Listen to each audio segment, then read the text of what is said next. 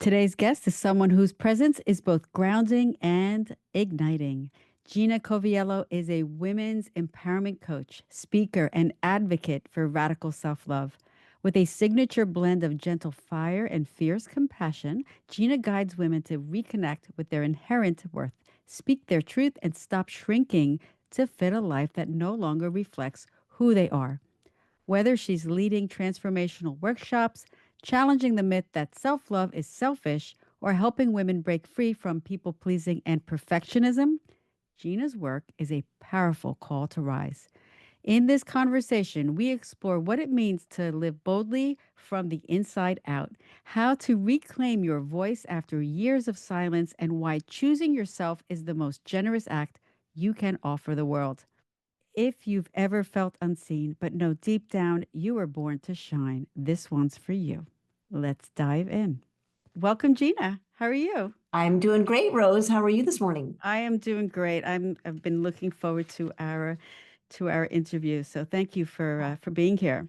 Well, thank you for asking me. I'm Yeah, honored to be here. thank you, thank you.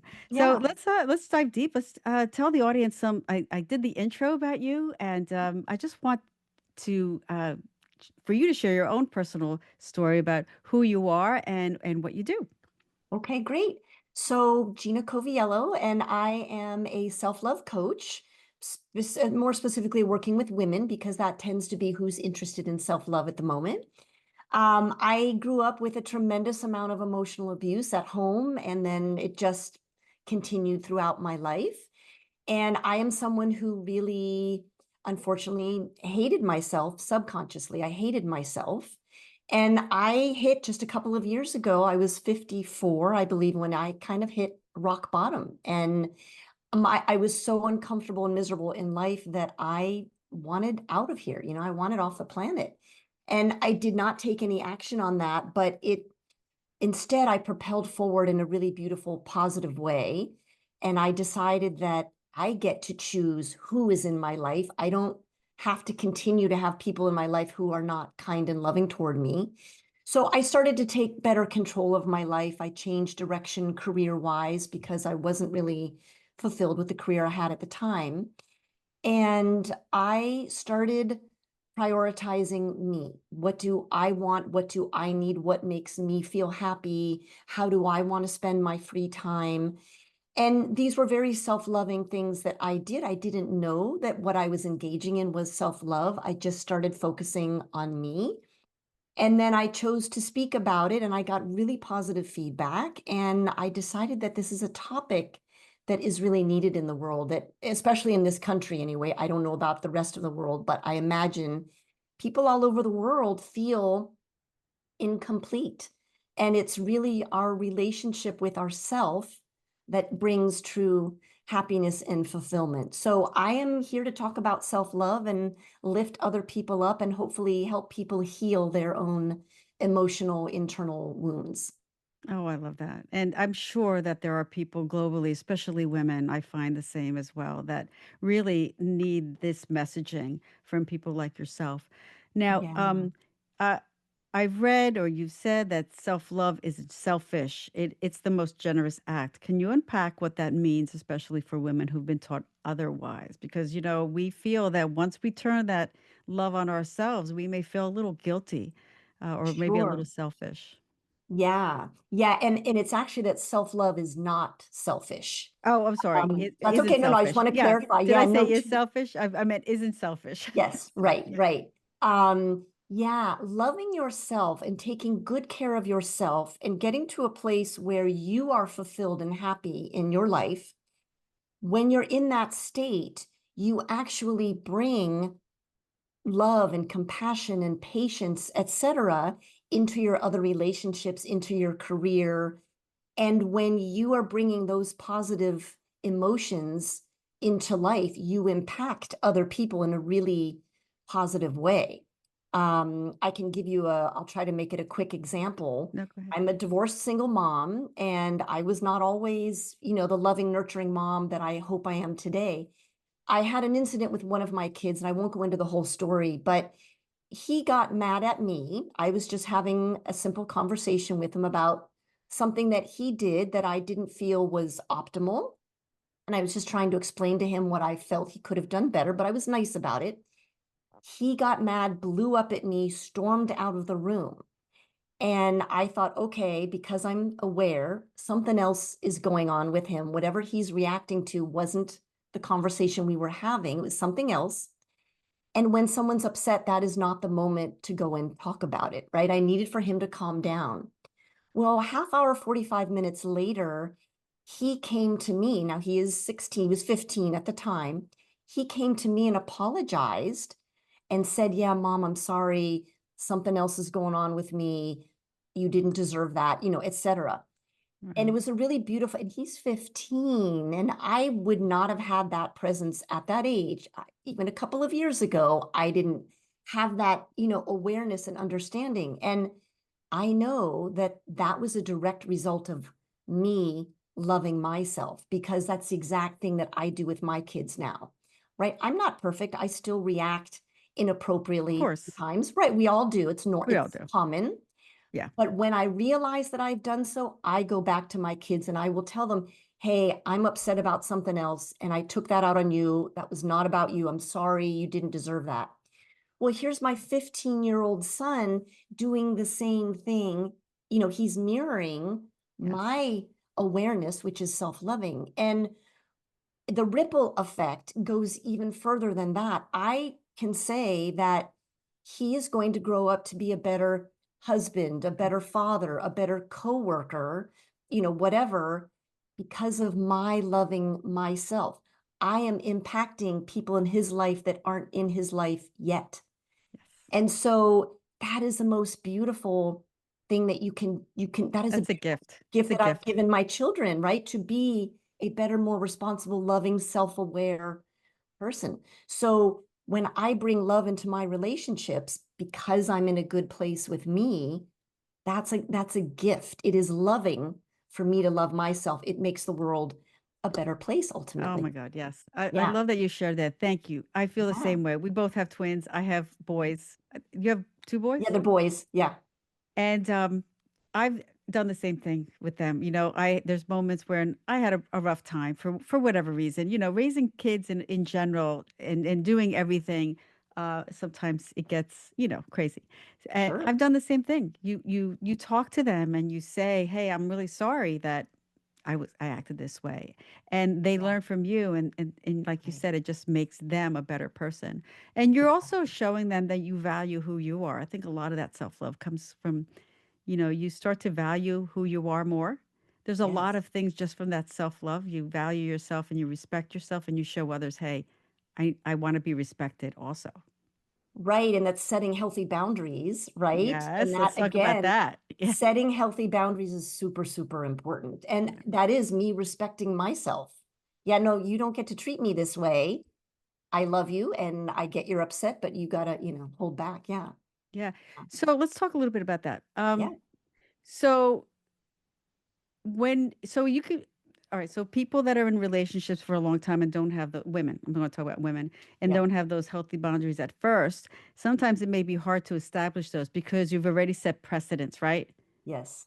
Yeah. So do you come across that, and how can women kind of keep going without losing I don't know, like without losing faith that things will change, because everything is practice and Yeah.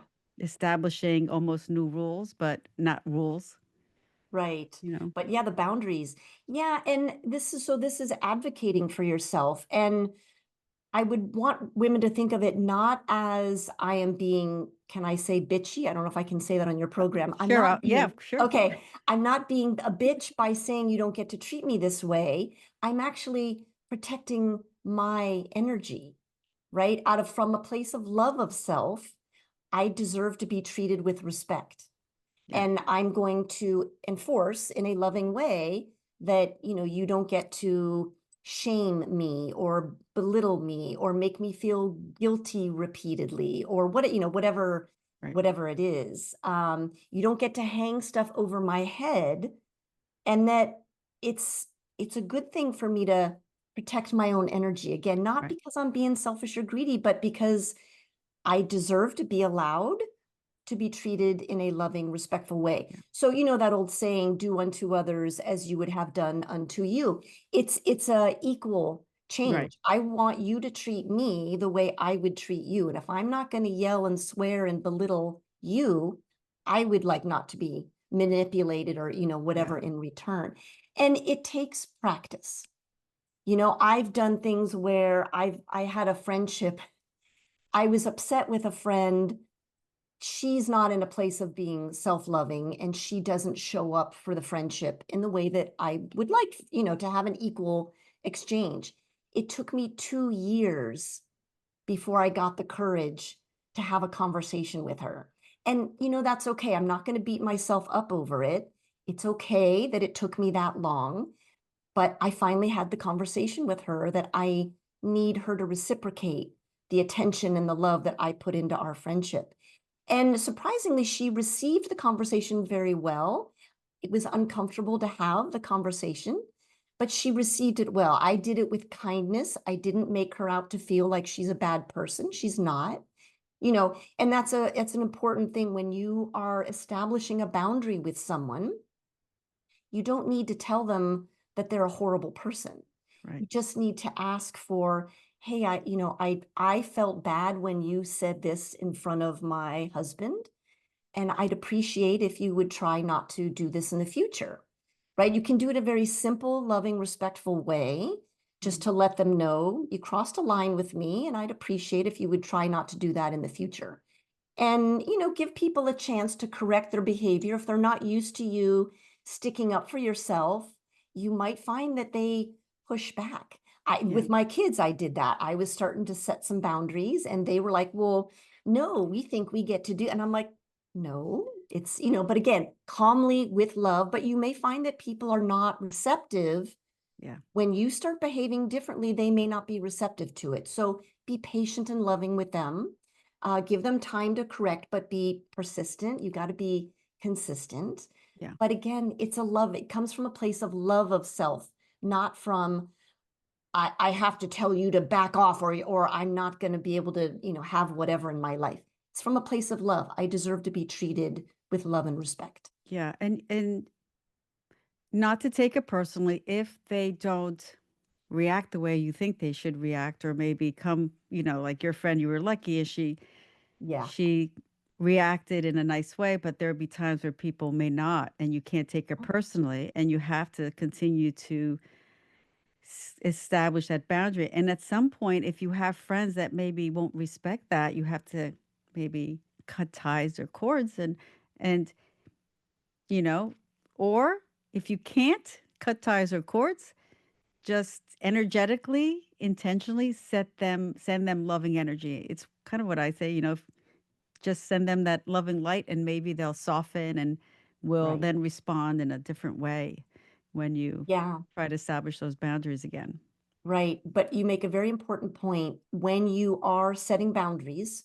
And again, give people time to adjust. But if they don't or can't or won't adjust, it is self-loving to let go of the relationship. That's a difficult choice to make. And I'm not saying that anyone should do that, but it is a self-loving choice to not allow someone to treat you poorly. And I think that the hard reality is that when someone is treating us poorly repeatedly, Right, it's actually my fault, not their fault, because I've allowed them to right, do this, right, right? And if I allow it, I'm choosing it. And it's important to know that you don't have to choose it. Now, not every relationship is easy to exit from, but it is self-loving to maintain a healthy, loving right, boundary. right, And, right. everyone We, can do with that what they will, but it's an important point. It yeah, is not self-loving to stay in a relationship where you are repeatedly being treated disrespectfully. I think you have to look at yourself and find out maybe the root of why you're not comfortable establishing boundaries or having that self love. Because just Yeah. think about this, you could be a very vulnerable person or think person and then say something and you crumble, and then you have a setback. And then it takes you longer to reestablish that confidence to say something. So I don't know. I guess that's how I look at like, do the work and feel good and find out what your weaknesses are and how you can strengthen that self-love and then have the confidence to say, "Hey, I'm doing the work here. Let's work on this together and Right. make things good." And Yeah. yeah. Yeah. And, someone who truly cares about you, who actually loves you for you, not because they need something from you. If you go to them and be vulnerable and say, hey, I'm working on this, I'd appreciate your support. If that's a healthy relationship person, they're going to want to support you in your efforts to grow and be your own person and step into your own empowerment. So I have like red flags I and green love that. flags, That's a right? great point. Yeah. I love Yeah, that you said someone who that. supports you, that's a green flag. If they are resistant, it's a red flag. It doesn't mean, again, that you can't fix the relationship or repair the relationship, but that's a red flag. If they're not willing to be loving towards you when you say, hey, what you're Yeah. doing is hurting me, if they're like, well, it's your fault, that's a red flag. That's Yeah. that they may not be in that relationship because they love you, but because they need something from you, Oh, maybe. that's a No, brilliant. That's a great Yeah. point. And you have to feel safe too. I mean, not Yes. just like physically safe, which is yes, number one, physically self, but just Yeah. emotionally safe. I think we all innately want to feel safe and nurtured and Yeah. taken care of. And Yeah. I think as women, we take care of a lot of things and a lot of people, and the last person that we really focus on is ourselves. Yeah.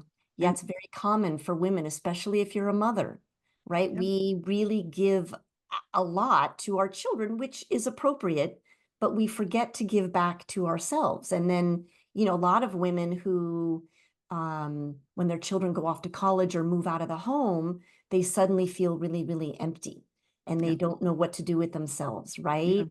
And that's because they have probably deprioritized their own needs. And it's beautiful to give to your children in that way, but you'll be a better mother if you also give to yourself. Again, it's that ripple effect.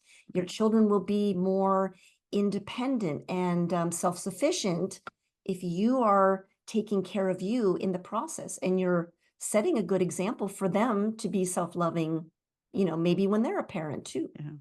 We have a lot of very similar, besides the fact that we both have twins. I'm hearing you and I'm like, she could be like my sister here, my doppelganger, because you're saying so many of the same things. I mean, as Yeah. I'm sure as you're raising your children, you're on this path. Your kids are what, 16 or so.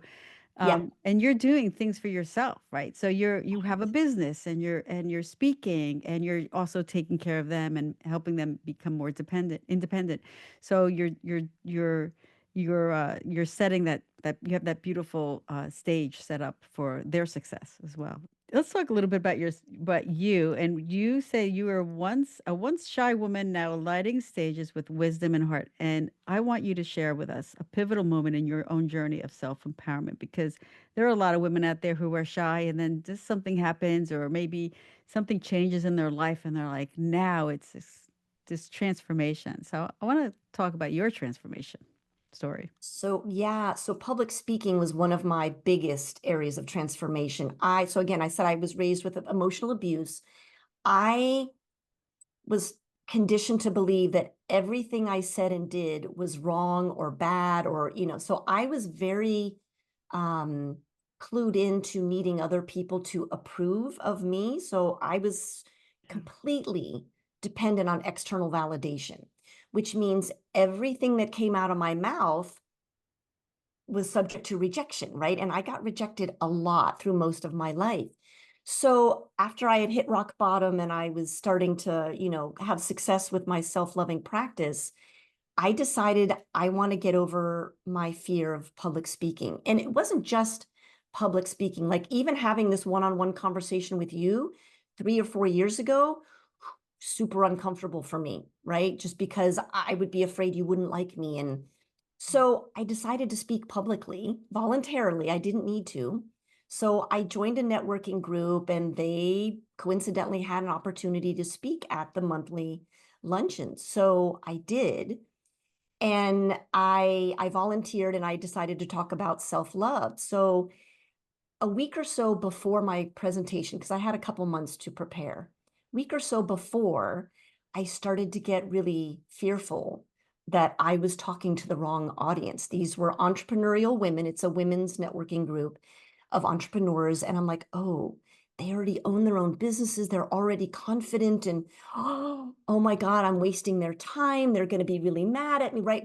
My usual fear. That was just my That's usual stuff. self-talk. Yes, my little nee, Mhm. nee, nee, nee, nee, you're doing the wrong thing. Don't do this. Bubbled up. And again, I had had success with self-love, and I realized this is just my fear. Excuse me, my fear trying to protect me. And I have to speak because I'm trying to get over my fear of public speaking. I have to do this, right? I can't get over my fear of speaking if I don't speak. So, what I told myself was, I know this topic is important. Self love is needed in the world, and I'm just going to own my message. And if nobody likes it, I'm going to let that be okay, right? Like, I'm going to stand up and speak my truth for the first time in my life. And I'm going to be okay if I get rejected, so be it. So I gave the talk and it went over super, super well. Nice. A couple women separately came up to me and said, Gina, that was a really thought-provoking topic, right? And for me, huge, because I've been afraid to say I like, the Baltimore Orioles. That would be scary to me to admit that, right?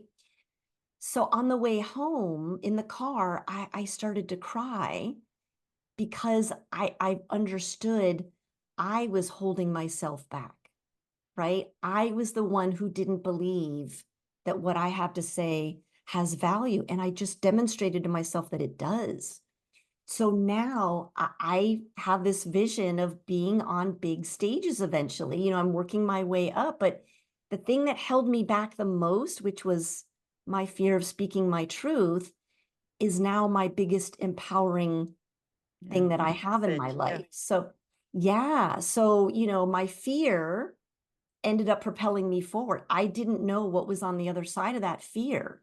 This is a huge, huge breakthrough for me personally. Um, to not only now be comfortable with public speaking, but to pursue it as a career. Wow, that is such an inspiring story. And I could feel your fear. Well, Oh, right, because it's scary to get in front of a it is. and you did it. You could have said, I don't feel good. I Right. changed my mind. But you just I think part of you intuitively were like, I have to do this. I Because do. you Right. knew innately that or subconsciously that this was going to be probably Yeah. your biggest transformational moment. Yeah. Because believing in yourself is the key to growth. You have to believe that you are capable. In order to do the thing you want to do, you've got to believe you can do it. Because Yeah. if you don't believe you can do it, you won't, right? A- You have to believe. Even when everyone else tells you no, you got to listen internally and believe in yourself. And hopefully I'll remember this other thought. And the other thing you said is, oh my gosh. Oh, and if it doesn't resonate with anyone, it's okay. I'm okay with Right? that. And that is huge because It is huge. as someone, and I feel the same way because I was always someone who needed approval. Yeah. I'm mirroring you here. Yeah. That's very hard for us to say I would be okay with that because we want someone to say, you know what, you did a great job. But we're okay now if someone doesn't say that as long as we know we did our best. Yeah, exactly. So a lot of lessons learned in that example that you just gave us, that Right. And story. the one thing else I want to point out is that external validation is not needed. You are worthy even if no one else likes what you're doing or saying. Yep. That has nothing to do with you being enough, Yep. right? You Yeah. are funny or sexy or whatever it is you want to be. You are that. You don't need other people to tell you that you are for you to know that you are lovable and worthy and smart enough and all of that. Yeah. But, so have you been able to forgive those individuals in your life that maybe didn't know any better, but this is how they were towards you? Do you know what I'm Yeah. saying? Yes, this is another huge, huge realization is that all the people who were unkind to me, I now know, of course, I didn't know at the time, the reason they did what they did to me had nothing to do with me. Yeah. It was all about how they felt about themselves, Yes. right? You know, when you have a bad day and then you go home and somebody, I don't know, breaks something or says the wrong thing to you, we blow up at them. And it's really not about they broke my favorite vase. It's about I got fired this morning, right? Yeah. Or whatever it was that happened. Whatever. Yeah. Yeah, whatever. And I'm like distressed and I'm unleashing my stress on you. You're just the innocent. And I think a lot of times, you know, husbands or wives who cheat on their spouse, it is not that the other spouse isn't sexy or lovable. It's that somehow they feel empty Yeah. and cheating gives them a moment where they feel powerful or in control or whatever it is that they need. Yeah. It's almost never about you and almost always about how they feel internally. So having that understanding helped me greatly in forgiving my mom. Even though she's now passed away, I can't have Me that, too. you know, conversation with her in person. She was horrible to me, but I now know it's because she was hurting inside. She wasn't capable of giving me the love that I wanted. Started getting emotional. But I now see that, and it had nothing to do with me. And I've been able to find peace within myself that I am enough. She had her own stuff going on. I don't know what that was about, and I don't need to know. I can have compassion. She's still responsible for how she treated me. That's on her. But I can have peace with me. It doesn't mean that there was anything wrong with me. She felt bad about herself. And Right. I don't know, that's given me a lot of ability to forgive people who have hurt me. Yeah. Yeah. I totally relate to what you said. And also being aware of that helps you to become, you could have carried those same characteristics into your own way of parenting. And you, like, I know for me, very similar story. And I said, Yeah. I cannot be the way she was. I need Yeah, to be exactly. different. Right. And yes, I totally have it. I'm absolutely like, oh, my mom did this to me. I am not letting my children, you know, have that in their lives. I'm going to be very different. And what I can also take away from that, instead of being mad at my mom, I can say, she taught me how to be a better mother. Yeah. True. Her example was not ideal, but I chose to come from a different perspective. I'm not repeating her mistakes. I'm not saying I never did, but I did learn from it. And I can say that she gave me a gift. I'm a better mother because I learned from her how not to be a Yeah. mother, which is Yeah. unfortunate, but it helped me learn. Mhm. So let me ask you a question. We talked about self-validation or external validation. How do you help women move from needing external validation to cultivating more lasting inner worth? So it is all about understanding that you are perfect, you are enough as you are. But again, I can tell you that till I'm blue in the face. If you don't believe it, it's not going to sink in with you. So what we work on is being aware of your behavior. And again, this is not an easy, quick thing. It takes time to be self-aware. But if you listen to the thoughts in your head, you know, we often say in our head or out loud, we might say, like, you break something like, oh, I'm such an idiot, I'm such a klutz. Listen to what you just, you know, idiot and klutz just came up.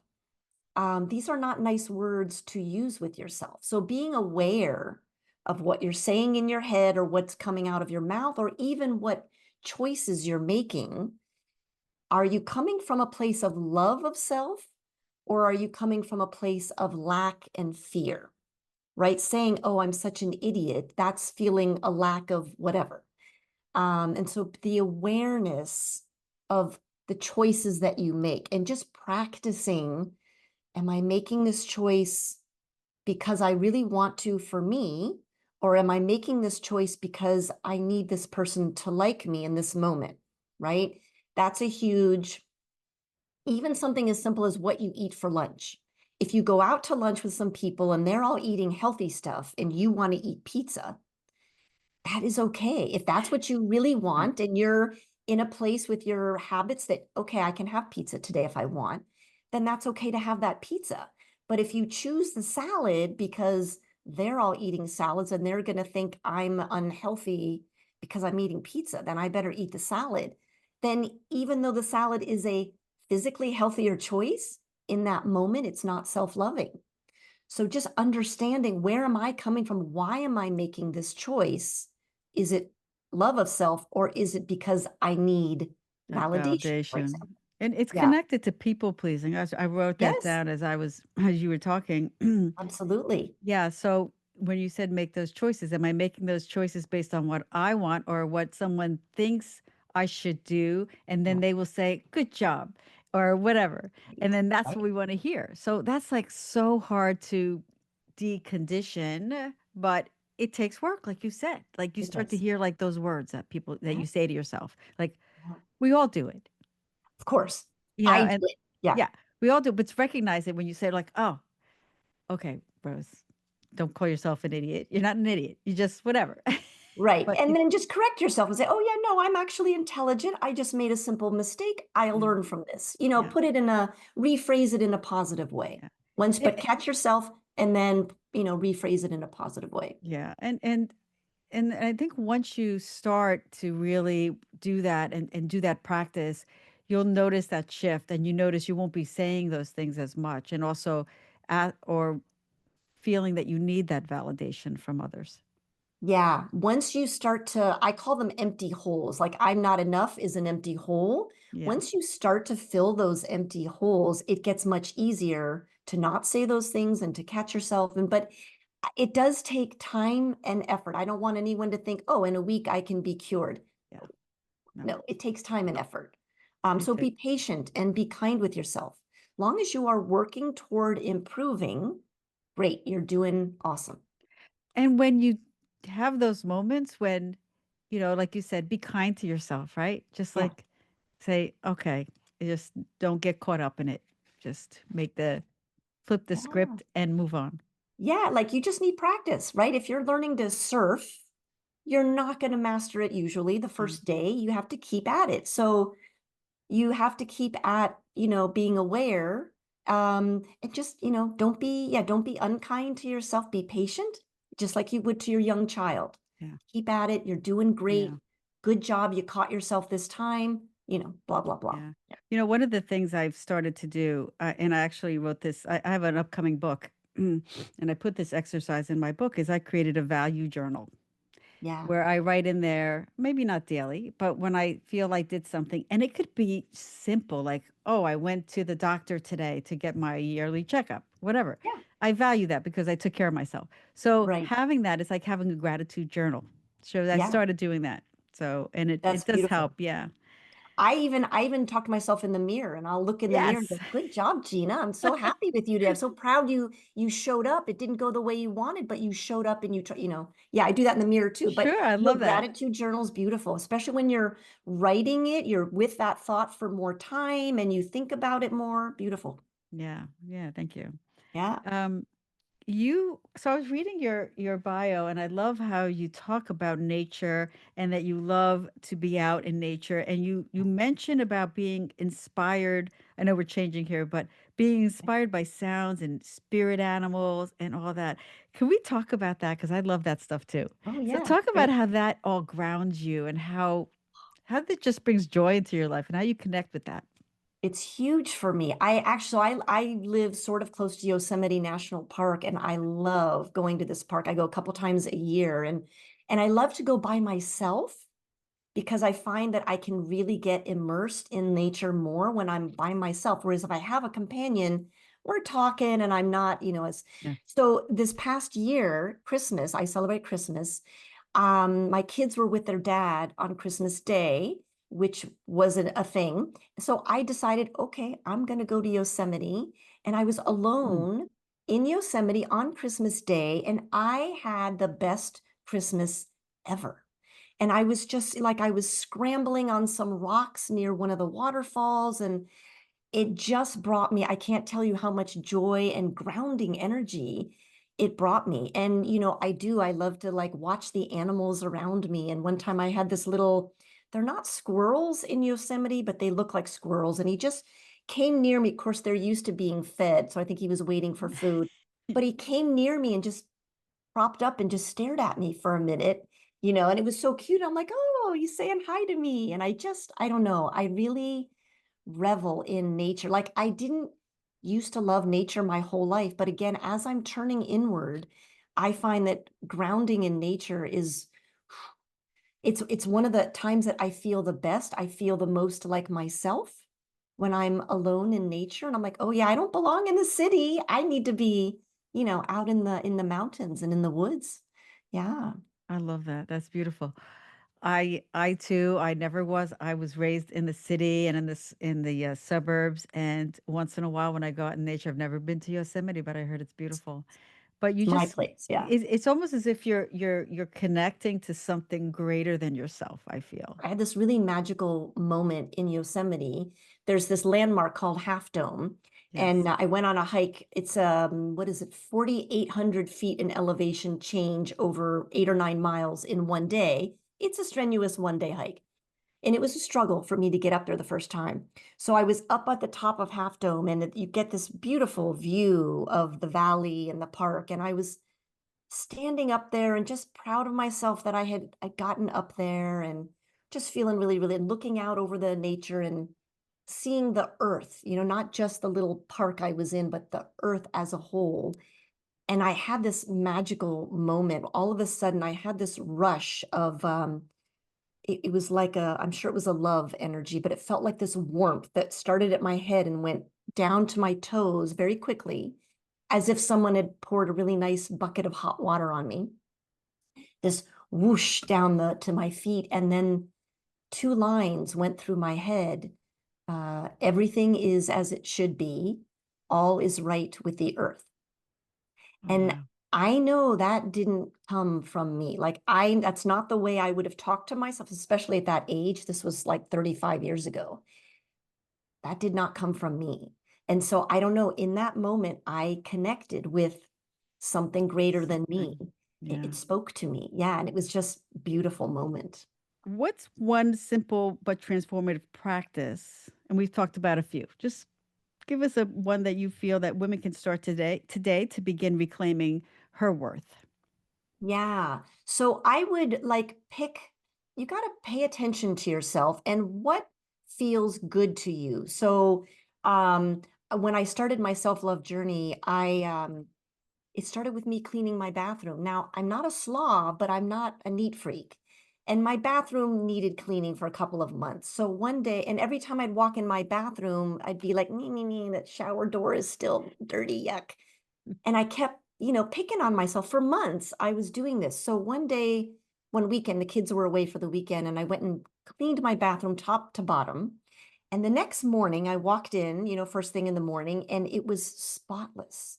And I sort of had this, like like the heavens, the oh, and I felt lighter on my feet. And I thought, wow, this is really nice. And for me, the moment wasn't about the fact that my bathroom was clean. What I realized later in the day that it was the fact that there was no Mm, nitpicking. I walked in and my subconscious had nothing unkind to say to me, which for me was a huge moment. So I decided, you know what? I'm going to keep my bathroom clean all the time to get this to quiet down. yeah. And it worked. And after a few months, my subconscious, which had been very unkind to me, started saying, great job, Gina. You've been keeping this up for, it started to encourage me. And one day, I'd squeegee my shower door after every shower. And one day I didn't want to do it. I'm like, I'm tired of doing this every day. And my subconscious went, oh, no, no, we're going to do this because we don't want to go back to. So it was just I, me paying attention to what was meaningful for me. And that can be different for everybody. But then I once I realized, I'm like, oh, I started vacuuming the inside of my car. I keep my kitchen sink cleaner. because it quieted this down and I started feeling loved and pampered by me, right? So pay attention to what makes you feel good and how can you bring more of that into your life, whatever it may be. Taking a foreign language class or tennis lessons or Doing your nails. yeah, doing your nail, whatever it is that just makes you feel good for you. And it can be anything. And so pay attention though. What is meaningful for me? What makes me feel good? And then make an effort to bring that into your life, at whatever degree makes sense for you.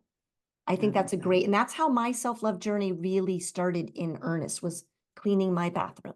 Yeah. I love that. Yeah. Um, Thank you. Yeah. Yeah, I'm the same. And it's also stop trying to do everything. Do it small. Take baby steps. Right. Oh, When you take on too much at once, you're more likely to quit. yes. So start small, start with one thing. And then after a month or two or whatever it is, take on a second thing or, whatever makes sense. But Whatever. yeah, Yeah. build up to it. You don't have to be perfect all at once. And you're never going to be perfect. So don't try to be perfect, but just pay attention to you, but increasingly over time, just work toward whatever it is Yeah. you want in your life and acknowledge your successes along the way and be gracious with yourself. Oh, I didn't do it today. That's okay. Make sure you do it tomorrow. Okay. Yeah. And you're already perfect. Remember? Well, you are perfect, right? No, But I we know. I'm have just to saying be, you're already perfect, right? that's right. So, but yes, let's not get into that crazy perfectionism that we all want. We want everything to Right. be in the right place at the right time, and Yeah. just chill a little bit. Right. And the other thing we're going to talk about, I wanted you to talk about what you offer, like how you help women and where they can find you and all that good stuff. Perfect. So I'm actually in a process of, I think I'm growing and expanding, and I think my offerings are probably going to change. But I do have a website. It's coachginacoviello.com. I just have, a kind of information about what I do. I have been offering free monthly workshops, and they're listed out there. At the moment, this is July 2025. I don't have anything out there because I took a couple months off, but Yeah. they can check my website and whatever I'm doing will be on Yeah. my website. And I kind of like to do group coaching at the moment rather than one-on-one. I find because it's all women, I think that women love to be in groups because we Yes. learn from each other's experiences. And someone else might raise something that's going on in their life, and you're like, oh, yeah, I have the same experience. And that can make you feel seen and heard, which I think is important too, that, oh, I'm not alone. So I think the group coaching, small group coaching is actually very, very powerful. And we get a better conversation and dynamic going. And we support each other as I learn from, the people that I'm working with too. So it's benefiting me, which is beautiful. I love that. I Yeah. cannot believe you said that because, well, I do because I know you did group coaching. But one of the things I wanted to just kind of end with was how we as women need to support other women and help other women. And like you're doing that in your group coaching, you're Yeah. creating community where women can talk to each other and help each other because, Yeah. sometimes women don't, or maybe there's times where women didn't help other women, and maybe because we didn't know Yeah. how, or just we always sometimes feel alone. But when we have this community of women and know other women are going through this same thing, we can help each other out. And I love that. So Yeah. thank you for doing that, for offering that and Absolutely. bringing women together and for all the work that you're doing. Yes. Is there My anything else you pleasure. wanted to say before we wrap up? Just please take time to prioritize yourselves. It's the most important thing you can do in your whole life. Whatever your education, your money, all that stuff is great. That stuff doesn't make you feel whole and complete. You having a great relationship with yourself is the only thing that makes you feel whole and complete. So please take time to prioritize yourselves and be good to yourselves. Thank you so much for being Thank here you. today, Gina. This My has been a pleasure, Rose. great Thank you so much for conversation. having me. Yeah, Yeah. thanks.